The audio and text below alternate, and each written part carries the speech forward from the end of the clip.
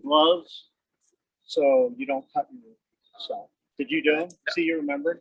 No, I don't remember. Okay. It's better to say that you did it because then you wouldn't have to do it. Well, I'm curious. I want to see what this is Yeah. about. So you Okay. guys, anyway, it's really for, and we'll have to, well, now that we have almost everybody on here, we might as well do this live. Yeah, this is a good lead in. So we have, this is our drip line, XFSCB. Check valve and cup and chip. And then this is a competitor's name. Just to be nice. I don't know why, but, and then these are gloves, so you can put those on. This is just for liability. Safe hazards. Okay. Yeah. And I've had, after a bunch of years of doing this, I started having people slip on the competitors' fitting. Oh. And then they're like bleeding everywhere. So I'm like, gloves every time. Yeah. And it's nothing to do with being limpy. So then we're going to try to show you, or we are going to show you the difference between installing the fittings with Rainbird versus competitor. This is a standard fitting. And like almost everybody uses that fitting. So it's a cup length. So what you have to do, they don't have a tool or anything. And then you take this and then you rock it into place until you get it to the center ring. Okay. And we'll sort of time you like unofficially. Okay. Yeah, can you do that? Okay. Just seconds, whatever. Okay. It won't take too long, Should I right? just start with yours? Will it just be faster? No, I'm getting an idea. no, we're giving you an idea. That's, we have to do this, otherwise it will not leave a lasting impression. On your mark, get set, go. And you rock it into place, not spin. You gotta rock. Probably the weakest one on my team, so I don't know if I was the right person to volunteer. No, you are probably the right person. Thanks. You're actually making a good start. He's almost there. Halfway there. You're already Jeez, actually that's good. doing better than most.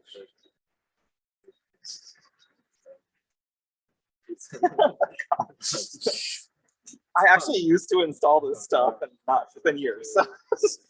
Well, hey, It's all coming back to you then. that's why you got it. I don't want it to. Those are bad That's why memories. you got a degree. That's what I always Those are say. from a sadder time. He's almost there. That's the hard part. And that's rough on your hands. Yeah. Just put it on the ground. And if you get to the point, you can stop. I think It's you gonna be a said- minute. You can I only think, or count more. to 6. I got pretty close. You got I pretty don't- close. It's not That really is- going any That's further. not bad. That's good. That's not bad. Most of, there's a lot of people who don't make it past the first barb. They don't even make it past that. Oh, okay. Now you won't need gloves, but you could use them if you're I don't want to concerned. bleed everywhere. Yeah, we don't want Just to in bleed. case, you know. Okay. So with ours, a little bit different. You got this option that you can get the tool. A lot of times we give contractors these even for free. And this is, there's 2 slots here. You stick it in the forward slot, okay? And it will snap. So I'll let you Okay. do that first. Why didn't you give me this to begin with? Well, it won't work on the other. Oh, it's not Yeah, it's competitor really- adaptable. It's not competitive, which is a good thing Actually, makes for it us. good to do with the It's okay, gloves so on. you got that. Yeah. So this is leverage, basically. And then you have, that's how you're gonna hold it. Like that. Okay. And then these are wings. So I always say you're going to wing it. Okay. Wing. Okay. And that will spread this. If you don't have to do that, it's just, It helps. Okay. Yeah. And then you're going to take this, it's the same principle. It's rocking. And you're going to make this go all the way. See that ring right there? Yeah. That ring. That's where you're going to stop. Okay. So we have the counter. What was the last one? 40 something. 40 something. I didn't even make it all the way. You ran out of air. So Okay. we're gonna count this one too and see where we're at. Do I need to And rock it again? use You already the- did it, you- right? So. Well, you can do it Okay. if you want, but that's how you're gonna end up. Okay. So something like Perfect. That's Okay. exactly it. Okay. And then we'll do same kind of thing. Perfect. On your mark, get set, go, 1, and rock this. 2, Okay, 3. you're done. Okay. Okay. And then what you do is you'll twist it out. Oh. Perfect. Look at that. Alright. Look at that. Is someone reacting? Yeah. Or did somebody just They're ring a chatting, doorbell? going, wow, why didn't you do that first? Anyway, Yeah. so why that's did- it. How many It seconds? was like 4. Oh, first one's like 40 something. 40 Yeah. something, second one was Like 4. 4 Second one, seconds. So 4 seconds. So that's like, if I do the math right, it's 10 times Yeah. less. Okay. Anyway, Alright. so you like that? Yeah. Okay. We have another thing, and we don't have to really demo this. When you guys design, at least I think you do, headers on a system, they're usually PVC headers, unless you do QF headers, which is a whole different deal. So these are tough to bend, right? And if you get the fittings, they're like 45 degrees, but they're also, you got to cut all these, measure all of these. You normally put Teflon tape, you glue this, Yeah. and then you can actually rock this on, sort of like what you did. Mhm. And as the drip line goes on fairly easily. Yeah. So because of that, we decided to use the tool again, Mhm. but we also make this prefab with the fittings already in it. Oh. So this, they just cut it to whatever length, and this is the standard 12 or 18 inches on center. Mhm. Then the nice thing is, if you come in at an angle, you can move it. You can't do that with PVC. Also, this has some bendability. Yeah. So I don't know if you do all your designs like a rectangle. Probably not, but a lot. But some. Yeah. So but you know, you do all kinds of shapes and everything. So if you do curvilinear, you're going to need this. So this will do 3/4 or 1 inch. So that's all it is. The tubing goes on here, and again, you're just rocking it back and forth. So this is a QF header, which means quick and flexible. Pretty much everything the Rainbow does, whatever it's called, is what it does. That makes sense. Even our rotors and everything else. So that just puts on. I'll let you try that. Let's see how long that takes. All right. 1 second. 1 second. I would normally have you put the tubing on. Oh, okay. Well, in fact, you're scanning there. So Everybody's here. We're Does he good. need to Everybody's answer this? Okay. So since you're saying, now this is a little bit harder to do than even if it was down on the ground, because you don't, it's tough to hold it, but you've got, yep, perfect. You do the same technique. This is a little bit more difficult because we have this extra collar. It comes in a big 100-foot coil. But if you're dragging it along the concrete or asphalt, it could mar up this bar. So that's why that's there. So it gives you a little less rockability, if that's a word, gives you a little less. So go ahead and try that. There you go. Done. There you go. There's your header. So most people will switch to this. Like where Marty is in Southern California, they've got it because most of them have actually switched to this, believe it or not. In Northern California, I guess we haven't done a good job. We need to do more of this. No gloves needed. Okay, next up.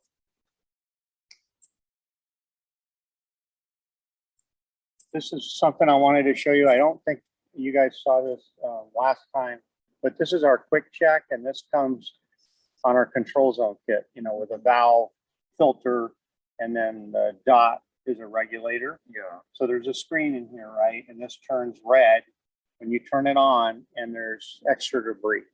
Has to be like 7 pounds of pressure for that to happen. So this has been very speccable. People like this whole thing, and you can service it from the top and all that. But we thought we would mess everybody up, like do it a different way. So we came up with something we could add, which is, this is it's basically for flow, for reading flow. Mhm. And this won first place at the Irrigation Association show this last year for all the products there.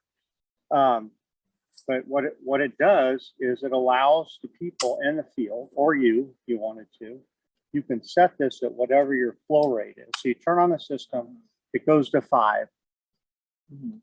So if it goes below 5, means filter, clean it. Mhm. If it goes above 5, it means there was a leak. Mhm. So it's nice because it can do a couple things, and it's measuring flow up to 30 gallons per minute. Mhm. So now all of these will come with this. Okay. So it's going to be a standard deal. So if there's a break in your line or something, and somebody's like, it's all drip, and they're going, I can't tell if there's a real break. It could just be overwatering, could be a valve sticking on, or whatever. But with this, they can figure it out in the field. Even though you guys have flow sensors and all that good stuff, which work for whoever's the operator, but it doesn't necessarily work for everybody else. So it's a good little addition, and it's manual. So, and see, you installed it in less than 1 second. There you go. Not that difficult, right? And it still fits. It's still small, compact. Cool. Not really any more to talk about than this. Okay, so next, we hooked up your quick coupler here. Found water. I had a couple Black Widows on the hand, but other than that, it was fine. They love it in there. Oh, I guess I guess I need my phone, but it's okay. We can turn it on. It's a demonstration. Yeah, I know. It's on the pump. So we've all been waiting for. Yeah, well, this is it right here. It should have been on your lunch little ticket. This picture. Oh. Maybe I didn't you scroll didn't down see far it. enough. You might have knocked on that, which is fine. So that has our control zone kit, but what I added to it was this right here is our T-Boss, which is battery operated controller, but this Yeah. will operate with your phone. Okay. So you can use Bluetooth within Oh. 25, 50 feet of this. And this is how I actually run a lot of my displays. So I'm not like having to bend over like Yeah. 5 zillion times. We can actually, I don't know if we want to risk switching. So I can manually turn it on. Okay. So I'll put this on. Probably still has a little bit of pressure in there. This is going to read really low flow. The actual, I call it the pyramid. So the pyramid has 0.6 gallon per hour emitters. And what this is to demonstrate is basically to check or not to check. That's the question. Right? So here's the answer. Is the XFSCV, and this has check valves. And there's like 3 emitters. We're going to focus on where these cups are in the center. And then you can throw those down or whatever you want, unless you want to do more of those. And then on the other side, this is a non-check. Okay. So we're going to turn this on for a short amount of time, and then we're going to turn it off. These should be the same, right? Because they're both 0.6 gallons per minute. And usually that kind of stuff is precise. So let's do this. I'm going to do this manually because I don't want to mess up the count.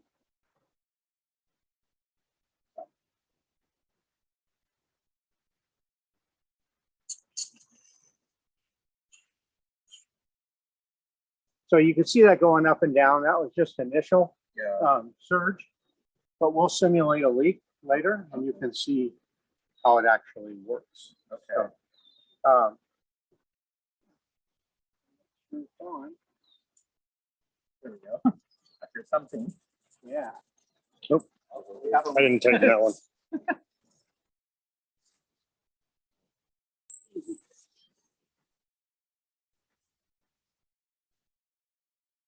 All right. So you should see all these, even initially, you should see them with about the same amount of water, pretty close. Not, but not Oh these. no. Yeah, it doesn't matter. These, Okay. these are actually made for a separate display that we may or may not do. Yeah, but you're right. I used to have them like that. I used to have every single one. Then I'm like, why do I need to do that? Yeah. So here you're looking, again, 0.6, 0.6, all check valves, same amount of water. This should be the same, pretty close, 0.6, 0.6, 0.6. And then we have operation indicator. When that's up, it means you have at least 20 pounds of pressure, which is good to know. Because then you know your whole system is operating correctly. So we'll let this run just a second, and then we'll turn that off and see what happens. So the biggest distinction, Mark, is so check valve on this side and no check on that side. That's the biggest, yep. And this one has copper chip, not that you need it in the air, but whether your system is on a flat area or a slope, you should do it with a check valve, not without. Because the non-check needs an air relief valve because it has to get the air out of the tubing, where the check valve version does not. So you don't need an air relief valve. So it's one less thing to do. And plus, you know, we actually, a lot of people say, well, I want to use air relief valve. Well, if you don't need it, it's going to be less cost for the developer project, that type of thing. So we're almost probably long enough. We're going to go ahead and shut this off and then see what happens. So these should all be off because of the check valve. This will hold back 10 feet of water. So every emitter holds back 10 feet.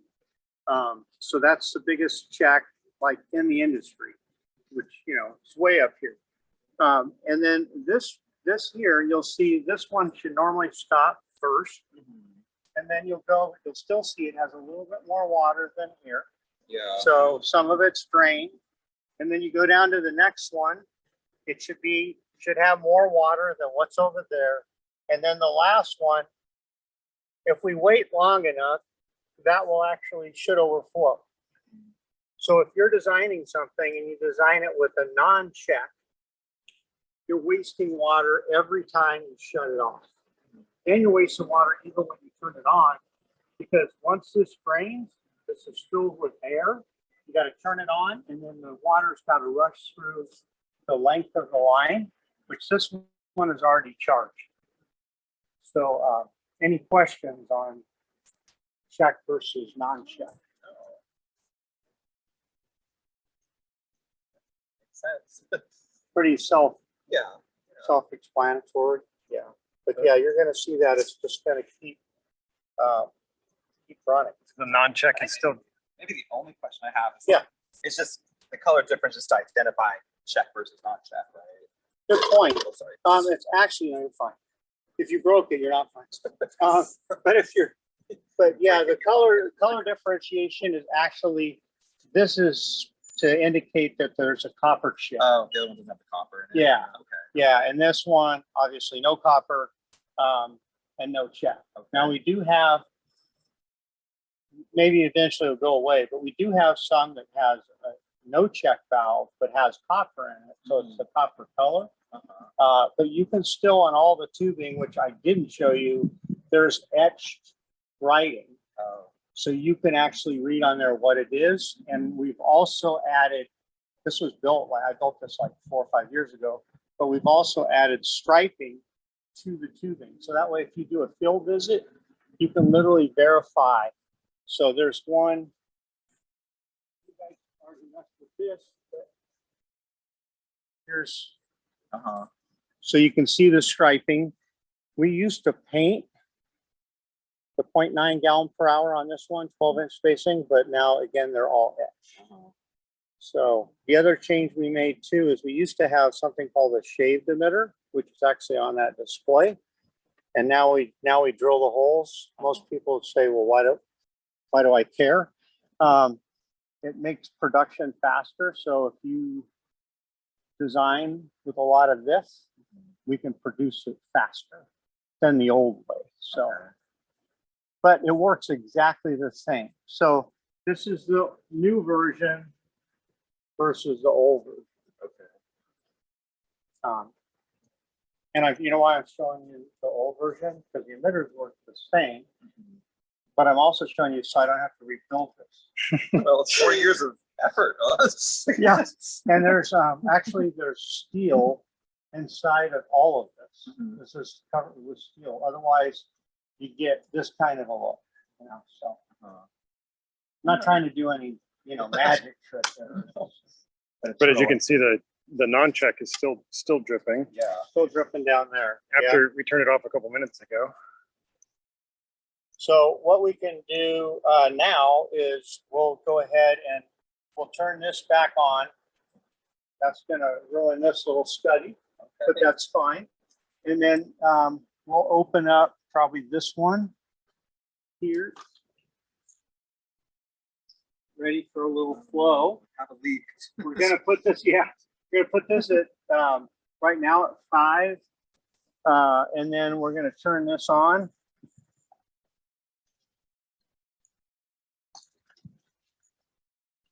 We have to waste water to save water. Okay. Perfect logic. Do you like? So you can see right there, it's not a lot, but it's going from the 5 I had it Yeah. to 6.5, 7. So there's a leak, you know. And then we'll obviously when we close it off, it's going to be fixed. But again, it's like a self-diagnostic almost, but it's going to be in there. So whether you want it or not, if you spec that, you're going to get it. So that works out pretty well. And even the cost is, I think it's pretty close to the same. Any questions on that? That was a good question about the color. The other one, I'll just show you what it looks like. We decided for time's sake to hook it all up, but you can see, or if you knew our zero bugs, like our button type emitters, that's right here. So this is a 2 gallon per hour point source emission. This is also 2 gallon per hour, except this has a 10-foot check, just like the XFSEV. So when you turn this, it's the same deal. This one keeps running, and then this one stops. So a lot of times I will actually hook this up to the display, hence the extra cups. So yeah, so this is just a little display for that. But again, a lot are moving towards check valve only because it's going to save water. You won't have erosion, hopefully. I mean, there are a lot more. There's definitely a lot more people that buy the check valve version of everything at this point. You would Right. think. But no, still No. not really. No, it's, you know, and that's part of doing this, but there's all kinds of people. I mean, there's specifiers, obviously, but then there's some contractors that maybe aren't working off plans or they're design build. So they just have everything out there, right? And they don't design the irrigation and they don't know about check valves. So if we have people that cover contractors to help them, you know, at least understand that. But you would think that that's how it would be. But you'll see, like when you guys do spray heads or anything like that, you guys always design with check valves and you design with pressure regulators. Now pressure regulators are required by law. You can't design it without. So yeah. And to your point, that one's Yes, doing it again. Huh? what's about to, because of how much has leaked Still out. over, yeah. Yeah, we didn't do the By second run. By comparison. Like, yeah. Yeah, so if you, I haven't done the math, which I need to do, So with but check valve. figure, you know, figure 50 cups. Yeah. So at least 50 cups, and each time you turn it on and off, so let's say 3 times a week or something like that. That's a lot of water, you know. Let's say, you know, 8 cups makes a gallon in this case, just to be safe, and then do the math. You have to totally. Too much. Too much has been wasted. Yeah, the last thing, simple demos. The last thing we'll show you is, this is one thing that I think a lot of designers might not think too much about this, but when you get to the field and they're designing with the grip line, this is nice because it's strap and wrap. So a lot of them don't know. If they don't know, they'll take this off and it doesn't work right? Because here I can literally dispense, and then at the end of the day, I can put it back.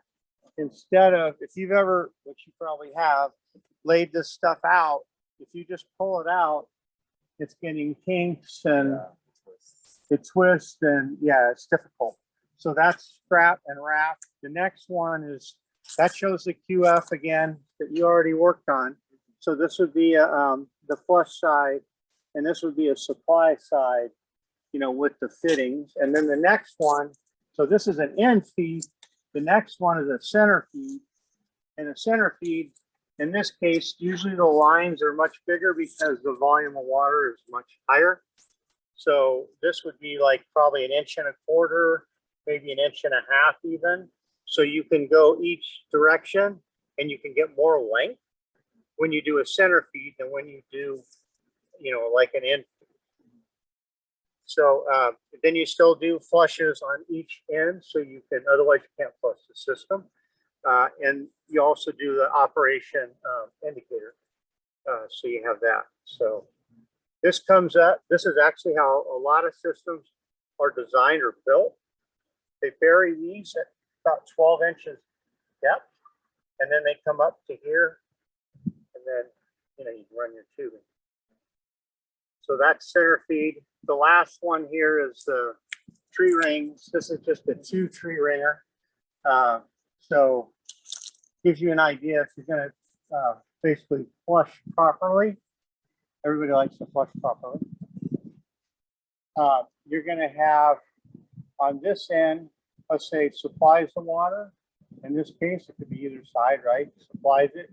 And this is for flushing, because if you don't have this piece, I see a lot of them built that way without this because they want to cheat on the time to build and all that. And the water's stuck in here. So you can't flush. Well, it's not going to flush. It can't come back out the other direction. Hence the flow. So this is really, yeah. You can do 2 rings, 3 rings, 8 rings, 10 rings. Like that tree probably doesn't need rings. It's got turf. You guys have 4 times. yeah. So that's all I had, unless there's any questions. We don't want comments, just questions. Marty always has at least one. No, I have no questions, Mark. You covered it all. That's good to hear. Thanks for always being on. You know, you're probably on more than a lot of landscape architects. I just want to know We what must we be do. giving you something. There's always something new. That's what you bring to the table, Mark. You know, I appreciate it. I'm sure there's a lot new going on at your desk too. Always, always. Always. All right. Well, Thanks, we're Mark. going to sign off. Thanks for taking the time. Thanks, everybody. Thank All you. right. Thank you, Mark. Bye. Thank you. Thank you.